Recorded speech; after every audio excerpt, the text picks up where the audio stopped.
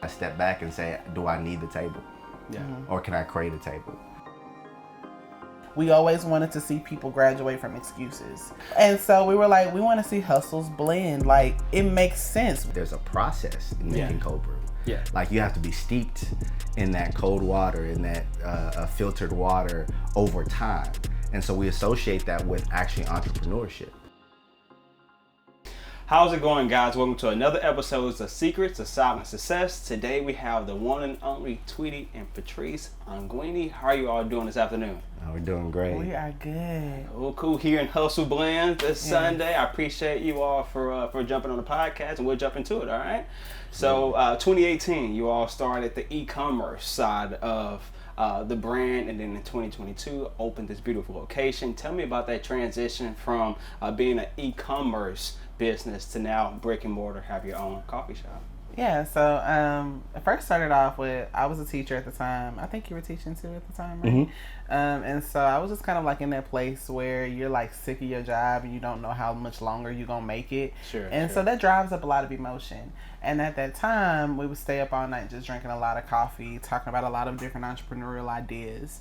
And on my way to work one day, I was on this emotional high, and I was like, you know what? Forget it. We're going to create our own coffee. Like, we're going to do it for the people who are like us. We're going to do it for hustlers and go-getters and visionaries and people who are just sick of staying in one spot. Yeah. And so we taught ourselves how to roast coffee from that moment. In 2020, we developed a cold brew. My husband developed a cold brew, actually, because we was all at home. I came home one day, and I called it arts and crafts because he literally, like, ripped our living room to pieces, like, trying to accomplish this. And I was like, what are you doing? But it ended up being amazing. We developed it from our shot collar blend, which is a Colombian dark roast bean. And then we ended up having a cold brew only bar in 2022. But we quit our jobs in 2021. But I mean, I don't know if that was a part of it. I think for me, the transition was night and day. With e-commerce, you're not talking to anybody. You're not even talking to the products. You're just kind of zoned in. The Amazon order came in, ship it, and you can scale a lot faster because all you're doing is packing and shipping. Yeah. So the customer service was easy. I type it out. But having an actual physical place where people have to come in, and at that, it being a smaller space. So there's only about 146 square feet in here. And every square inch has to be accounted for the experience of the customer. So when we first got in, it was like, what do we do with this? And, you know, we started just unraveling and trying to figure out what is something that other coffee shops are doing or not doing that we can apply to what we're doing here at HustleBlendz. And so the transition was just, like I said, night and day, but we figured out that, you know what, our customer experience is going to elevate even the smaller space. Yeah, absolutely. So you talked about quitting your jobs in 2021. Tell me a little bit about that transition, and not just the transition. When did you know, like, I'm out the door? Right, because it's got to be some preparation, I would think. Maybe not, but it got to be some preparation that goes into that. But what was that experience like to say, hey, we're done with the jobs, we're going into entrepreneurship full time? I would say that for me, when I was the first one, well, technically I was acquired. So I quit and I got fired at the same time. I wanted to quit, but the job beat me to it. Gotcha, okay. So it was like, thank you. I appreciate that. I sent them off with balloons. I was like, hey, man, I have a blessed day. God be with you. And just told my wife, and she's like, what? What happened? What are we going to do now? And she was like, I'm feeling that bug too. And you can pick it up from there. Okay, tell me how it happened. Okay, tell me how it happened. So at this time, we had our first son, Preston. Preston's 4 months old, and I didn't have much of a postpartum period. I didn't have a maternity leave.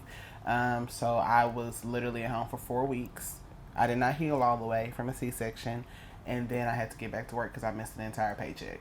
So 1 month of our pay was unaccounted for, and I was like, I don't like that. Like, I don't like, you can't just mess with me like that. Like, I got a whole baby, and then you rip the paycheck from up under me. And so I was like, okay, that kind of just motivated something to make me be like, I don't like the idea of somebody telling me how long I could be with my baby or how much I can get paid while I'm here.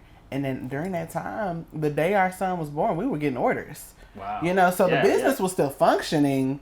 They didn't know we was at, you know what I'm saying? But at the hospital trying to figure it out. We were still functioning online. So that kind of sparked something in me kind of being like, okay, what does this look like if we go full time? We got this baby. If there's ever a time to go all out, let it be when he don't got no real memories. Sure. Right. You don't know the struggle. Yeah. He won't remember the trauma. It's all good. Yeah. And so that's when I started saying, like, hey, I don't know about going back for this next school year. And so I made it to September, which is 6 weeks entirely into the school year. And that is when I quit.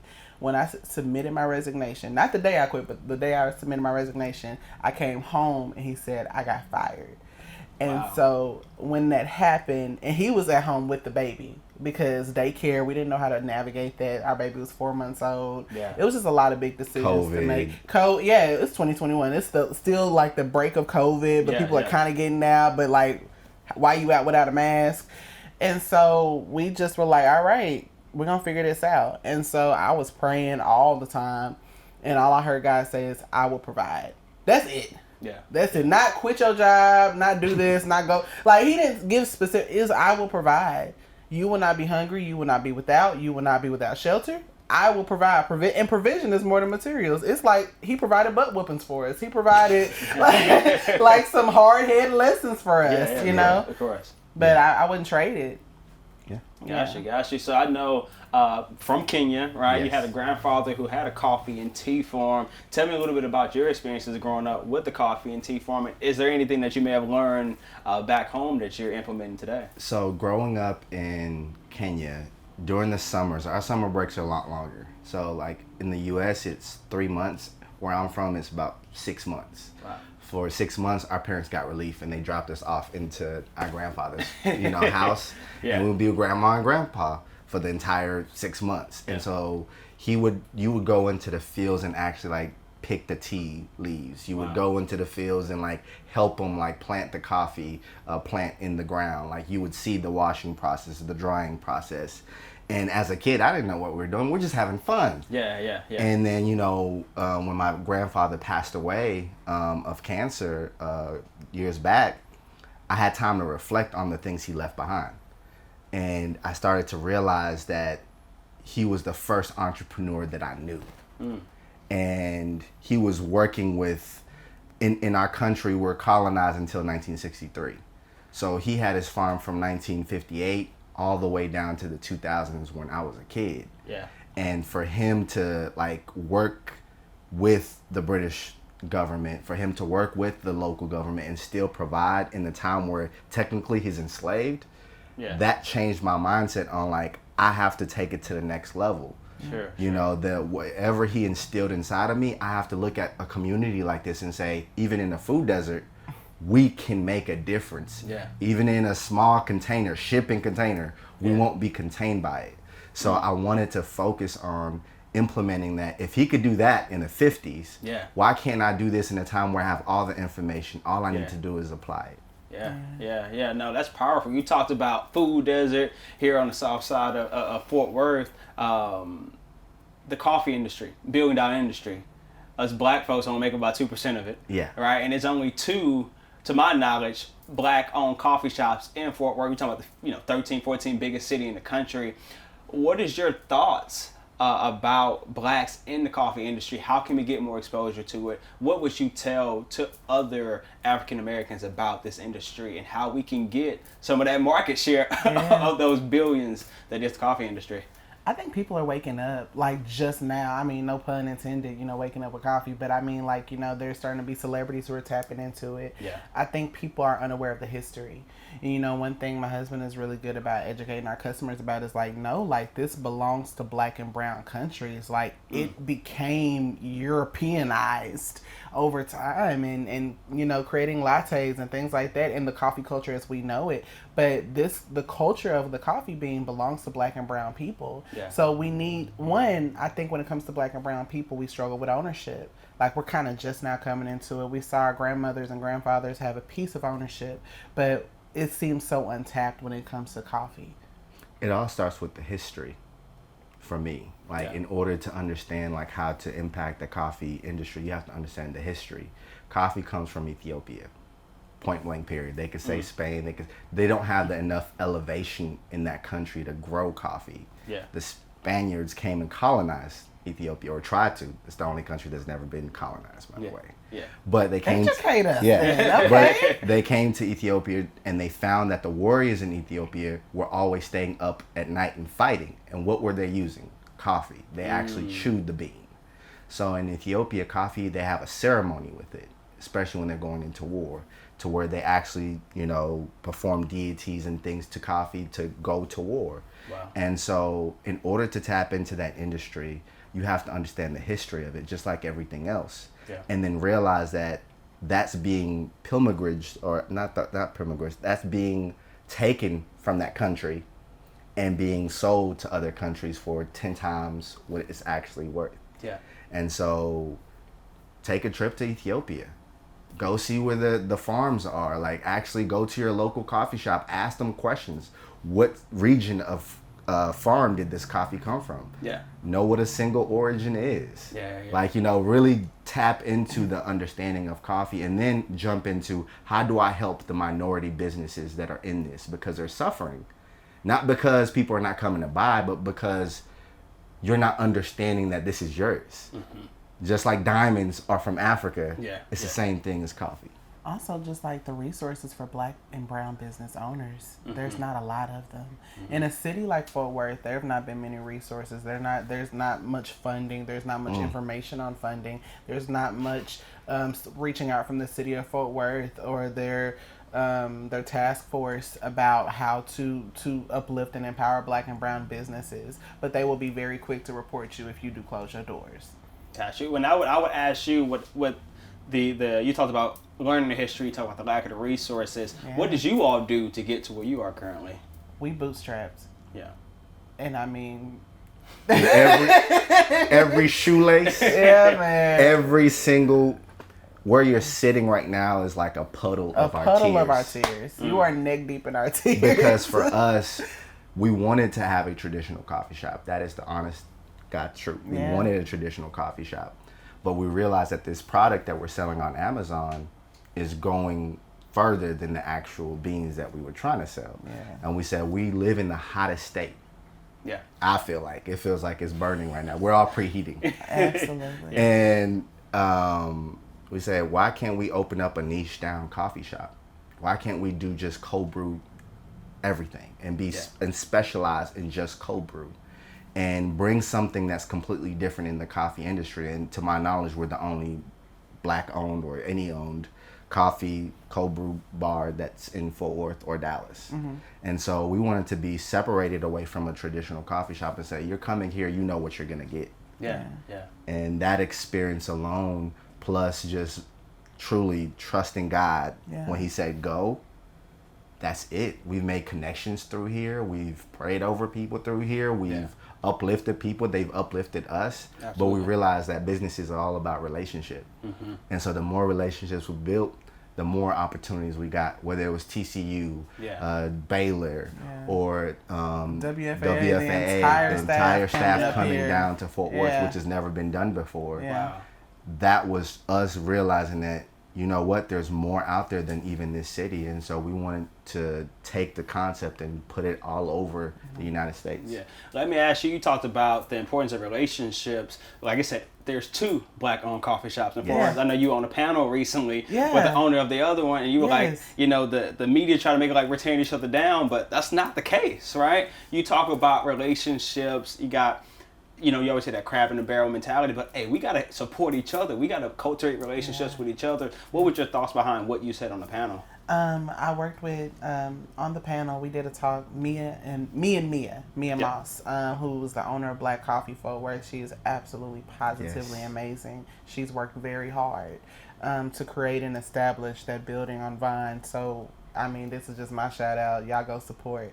But other than that, when me and Mia sat down and we talked about like what it's like to be women in this business. But not only that, before we even really met well, there were so many people who came just trying to drive a wedge between HustleBlendz and Black Coffee. Like, they just wanted to people come here, I like y'all better. People go down there, I like them better. I don't know what they doing down there. Like, just there's people that looked like and us. Just keeping it up. And it didn't affect us. And because at the end of the day, if you sit both of us down as business owners, we are trying to make sure that we make a living. We're trying to pay workers. We're trying to keep the lights on. We're trying to, do what we love and not burn out on it. Yeah. And so a lot of our conversation was like, hey, there's 2 Black-owned coffee shops in the 12th largest growing city in the country. That's a problem. That is very problematic, because if you go across this bridge, they are all on top of each other. Yep. And they're full all the time, and they're funded. And there's so many issues that people aren't seeing when you just see 2. I think we just need to graduate from scarcity. Absolutely. So you talked about the niche of being a cold brew coffee shop, but you had a quote where you said, hey, you're a cold brew business as well. Tell me what you meant by a cold brew business. For me, it's more about expanding the knowledge of what cold brew is. For a lot of the customers that come in and they haven't heard that term, or they heard it in passing, I want to educate them on, like, there's a process in making cold brew. Yeah. Like, you have to be steeped in that cold water, in that filtered water over time. And so we associate that with actually entrepreneurship. Yeah. So when they come in, we actually have a business directory that we put some of our customers in who are really serious about cultivating their business to the next level. So for that is like educating them on, like, you could take your idea and you can make it into a business. Yeah. These are the steps we took. I'm not holding back and saying, I want to be the only one that does. Yeah. If you really want to do this, I want to be able to open that up. Yeah. And then also realizing that from that, we can be the entrepreneurial center for all entrepreneurs, go-getters. Yes. And say, hey, you have a vision, just come get a cup of coffee. And in that conversation that I have with them, that's what's really cultivated a lot of our customer base. They're like, you helped me take my photography business from here to here. Yeah. Why? Because I know your pain point. Because I'm your customer. Yeah. I know the things that you need to take you to that. Let me tell you what I struggle with when it comes to this industry or that industry. And so then we say, we're going to merge y'all to meet each other. You're a photographer, meet this real estate agent. There you go. Yeah. This real estate agent is like, oh man, I need somebody who can help me with my taxes. Oh, I have a tax person, right? Yeah. And just merging those things together and creating a business, but more like a familial network together. Yeah, our hope is to be a business incubator. We want to be able to provide resources. We want to be able to provide capital grants. We want to be able to just get people educated and get people connected to resources so that they can be funded, so they can be informed, right, so that they can grow, so that they can scale the way they want to, right, so that their things that are on paper can make sense in real life. Right. Yeah. And coffee is just the entryway. It's just a stimulant for that. Yeah. Wow, pun intended. Pun intended. Yeah. Heavy on pun intended. Yes. Pun intended. Truly HustleBlendz. That was the dream. That was always the vision. It was always about hustles. People. Yeah. And it's interesting. I was gonna say, where did that name come from? I see the logo. I know it's a lot of faith that plays a lot of part in this, right? So I understand the logo, but where did the name HustleBlendz come from? We were always up hustling, but then we always, people are like our pain point, and I mean that in every sense of the word. You know, if you're a follower of Christ, like, you were called to people, even no matter what that feels like. And we always wanted to see people graduate from excuses. And so that's a bar. Sorry, you know what I'm saying? And so we were like, we want to see hustles blend. Like, it makes sense. Why can't a videography team work with a coffee shop? Why can't, a realty team work with this or that? Like, why are we all in our own respective bubbles as industries? But there's lap over. Yeah, like there's overlap. You know what I mean? And so with all of that being said, hustle was just all about just going after it and getting it. But then it kind of later evolved into something else. And so it became an acronym for Help Us See the Light Everywhere, which kind of furthermore fueled our mission to seeing the light in different spaces. In a food desert. There's not a grocery store on the south side. Why would we put a coffee shop over here? There's a lot of things about this that businesses have been proven to fail in this zip code. Like, it's been proven. You go up and down this street, you can only find 1 or 2 places to eat. Like, there are people strung out on the street. But God has called us here for a specific reason. So the light is here somewhere. Yeah. And there's water in the desert. Yeah. No.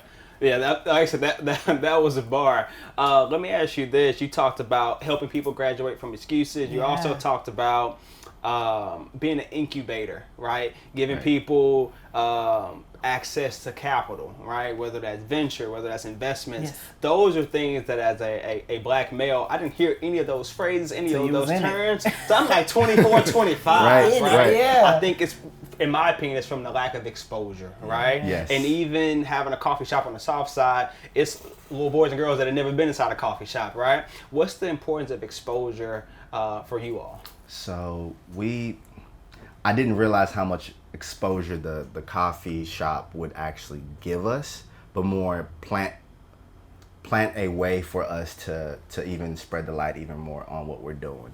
We had a summer intern. His name is Jamal. Jamal, if you're watching, shout out to you. And Jamal is this 13-year-old boy who came in and he was just had hunger. He's like, I want a job. I'm like, yo, you're 13. I can't give you a job, but I can make you an intern.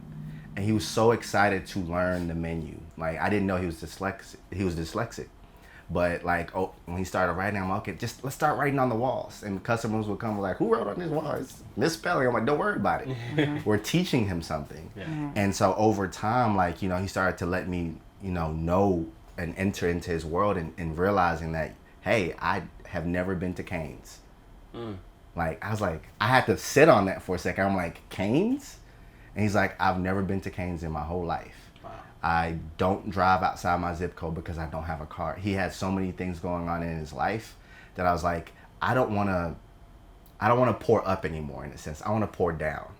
Like, Jamal could be my son. Jamal could be somebody in this community who needs to just see that there's something working. There's a black man behind that counter. I've never seen that. There's a black woman behind that counter. I need to see that. And that's somewhere I'm safe. Right. Yeah. And now that exposure had him memorizing stuff. He went from straight F's and C's to all A's the next semester. Wow. Because that's the only way he can come back here and work. That's the only, because we gave him a stipulation. That's the only way he could come back to work. Yeah. You gave him expectations for him to meet. There you go. And so from that day on, customers come and they expect, where's Jamal? Because Jamal will walk you down the whole menu like he's actually 18. He will give you the rundown. He knows customer service. Right. He knows our customers. He knows where to meet them at. Wow. Yeah. And so as former educators, I was like, we want to invest in those kind of kids. We want to put our effort into pouring down and really making sure that they can see representation. Yeah, so we're working on a nonprofit called Hustle Smarter. It's a branch off of HustleBlendz where we take at-risk youth that are ages 13 to about 17, and we take those entrepreneurial skills and we hone in on it. We know that, schools are really heavy about getting them college bound. Every kid is not college bound, but you can give them a hard skill and teach them how to create a business, and that's not age specific.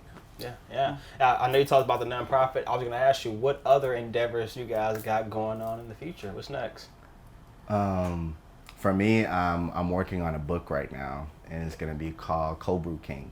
Okay. And what I wanted to introduce to the world is like the different ways you can apply things in the coffee industry. We briefly talked about steeping. Okay, how do you get steeped in your business? How do you get like actually grounded? The metaphor, right? Okay. And so like part of the book is going to be about those skills that we've learned in business, but also how to make a cold brew recipe.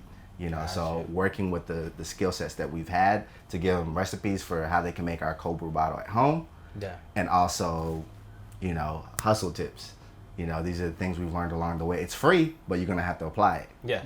And also just working on our web design business. So we create websites as well. And so working on creating that and launching that to where we can filter all these different jobs. Okay, coffee's not your thing. Okay, we can put you over here. Yeah. So creating our own network of people who we can start pointing to for these young youth to have a place to look up to and also to apply that information. Yeah.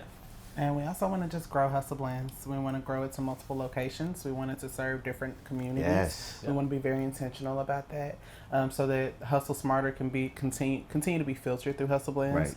Right. We want to mentor. We want to, personally in other business ventures, invest in things. I'd love to be a franchise owner at some point. Yeah. When I'm an auntie and 40 something, and I can just, you know what I mean. Yeah. But we just want to just continue to grow in education and also educate other entrepreneurs as well. Yeah.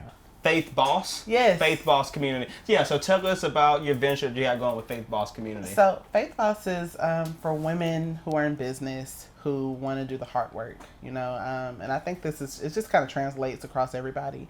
We no longer want people to just be out here making money, because when you realize that making money is not like this hard, you know, algorithmic thing. I mean, it can be, but like the art of making money, it doesn't have to be hard.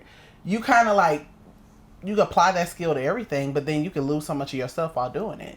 Sure. And so I'm like, I don't care if you make another dime, get your heart right. Like, Absolutely. Make sure your household is cool. Absolutely. Make sure you got peace in your house. Like, make sure you're not losing your mind trying to make this money, you know, because so many people just kind of feed into that whole, oh, I could teach you how to make $99 in 2 hours. just buy this course real quick. You know what I mean? And so I was tired of the gimmicks. You know, I'm a straight shooter. I just want people to be able to get it and graduate from these dark places. And so it started off as a book I wrote in 2020, and then I just kind of grew and evolved into just other women who aspired to be entrepreneurs, or women who were entrepreneurs who aspired to walk in faith. And I kind of have the best of both worlds in that group, where we just kind of grow, love on each other, but we also help each other and nurture each other's business. Absolutely. And you have the Hustle at Home series. You also want to talk about that as well.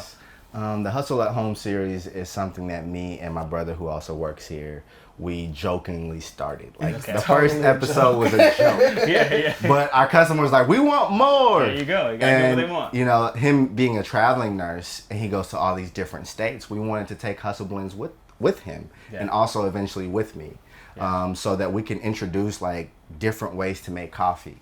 It was a great branding thing too for our cold brew bottles. I'm not gonna lie. There you go. It was great. It was an uptick in sales. So we're gonna continue more of those. But it was more of like introducing you to ways you could use this one bottle to make different things at home. That if you can't make it here and you're in Minnesota, don't worry about it. We got you. And so also is our nod to like our love for the food industry. So we watch Food Network all the time, and we wanted to foodies. We love to create that, spots. you know. And so we wanted to like take that and just HustleBlendz gonna be in Kenya next year. That's my prayer. So we can take it to our motherland and say, hey, look, Hustle Home at series in Kenya. This is what Kenyans eat. We're gonna pair that with this. Being able to just have that fun with the cold brew is what I wanted to introduce to our customer base. Awesome. So this is called the Secrets to Silent Success podcast. So I would ask you all, what is your secret to success? God, all the way through. Obedience to God. Let me put it that way. Obedience to God, Obedience to God. There's some things we have not figured out in our own strength and our own intellect. Many days I wake up and I'm like, how this happen? Like, how are we doing this interview and people from Minnesota? How does that happen? We're not overly strategic. A lot of this thing, it just fell in our lap. So we just praise God for it, and we're just stewarding it. You know? We're not smart. And learning. We're not special. But I am a student. Yeah. Everywhere I go, I'm always gonna be Tweety. I never try to fake to be somebody who I'm not. I never try to mold into who you want me to be. If you want a seat at the table, sometimes you gotta step back and say, do I need the table? Or can I create a table? And so God has really led me to just lean into the wisdom of like, no, create the table, make the connections, like show people that, you know what, if the city is not going to create a directory for you, create a directory for yourself. If the magazine's not going to write to you, reach out to the influencer. Like actually make the difference. That's it. Yeah, I agree with that. All right, we'll leave it there. I appreciate you all. Until next time, it was a lot of fun. Absolutely. Now we're going to go make some cold brew. Yes.